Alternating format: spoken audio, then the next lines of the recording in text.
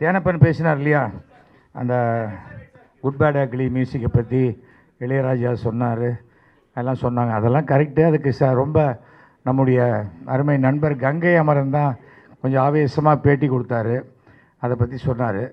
அது கிளைமேக்ஸில் ஒரு விஷயம் நடந்தது. அந்த கங்கை அமரன் பேட்டியெல்லாம் பார்த்துட்டு இளையராஜா சொன்னாராம், முதல்ல இவன் மேலே கேஸ் போடணும் அப்படின்னாராம். அதாவது சில சமயம் என்ன ஆகிடுது, சிலர் சினிமாவில் ஏதாவது சாதாரணமாக சொன்னால் கூட அதை எப்படி பெரிய விஷயமாக்கி ஒருத்தருக்கு எப்படி கெட்ட பேர் உண்டாக்குறதுங்கிறது வந்துடுது. அவ்வளோதானே ஒழிய இது நமக்கு மேட்ரு இல்லைன்னா சில விஷயத்த ரொம்ப பெருசாக்கிடுறோம்.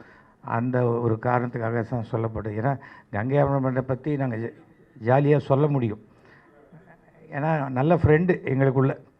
நான் கங்கை அமரன் கச்சேரி பண்ணும்போதே சொல்லுவேன், கங்கை அமரன் பேச்சு கச்சேரி ஃபிக்ஸ் பண்ணால் 4 பாட்டு ஃப்ரீ அப்படிம்பேன். ஏன்னா பாட்டுக்கு நடுவில் பேச்சு தான் நிறையா இருக்கும். ஒவ்வொருத்தருக்கும் ஒவ்வொரு ஸ்டைல். அது மேக்கனா உள்ளிட்ட மீனாட்சி உள்ளிட்ட முப்பெரும் தேவியர்களுக்கு முதல் வணக்கம். லக்கி, ஸோ அவர் தான் லக்கியா, அவர் பேர் தான் டைட்டில். ஓகே, ஏதோ ஒரு அழுத்தம் கொடுத்துருக்கார் தலைப்பில், என் பேர் வை அப்படின்னு. ஒரு 13 பேய் 13/13 பேய்கள் நடமாடுவது. ஆமாம், அந்த மக்கள் நீதி மையத்திலிருந்து திராவிட முன்னேற்ற கழகத்துக்கு போனார் அன்பு சகோதரர் மகேந்திரன். அவர் அந்த மகேந்திரன் மாதிரியா இருக்கார்ல அவர், கரெக்டா? ஏதாவது சொல்லணுன்றதுக்காக யோசிச்சாங்க. பழகாதவங்களை பற்றி எப்படி பேச முடியும்? பார்த்தேன் பாடல், ஒரு ஃபேண்டசி. ஒரு பெண் எழுதுகோலை எடுத்து வெள்ளை பேப்பரை நிரப்புவது என்பதே அது பெண் உரிமை.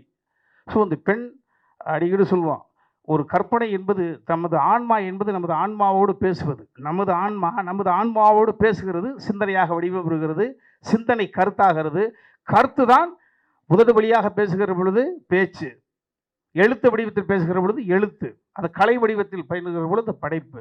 ஒரு பெண் ஒரு படைப்பை கொடுத்துருக்கிறார்கள். நேற்று டிசைன் பார்க்குற பொழுது மியூசிக் நீங்கள் தானப்பால, பெரிய விஷயம். முதல்ல எழுதுறேன்னு சொல்கிறதே தைரியம் வேணும் இல்லையா? ஸோ அந்த வகையில் பெண்கள் சேர்ந்து ஒரு அற்புதமான ஒரு படைப்பை கொடுத்துருங்க. உழைப்பு முழுக்க கொட்டி கிடக்கு. நிச்சயமாக நீங்கள் என்ன நினைச்சு எடுத்தீர்களோ அந்த உயரத்தை தொடுவீர்கள். எல்லாம் வல்ல இறைவனுக்கு நன்றி.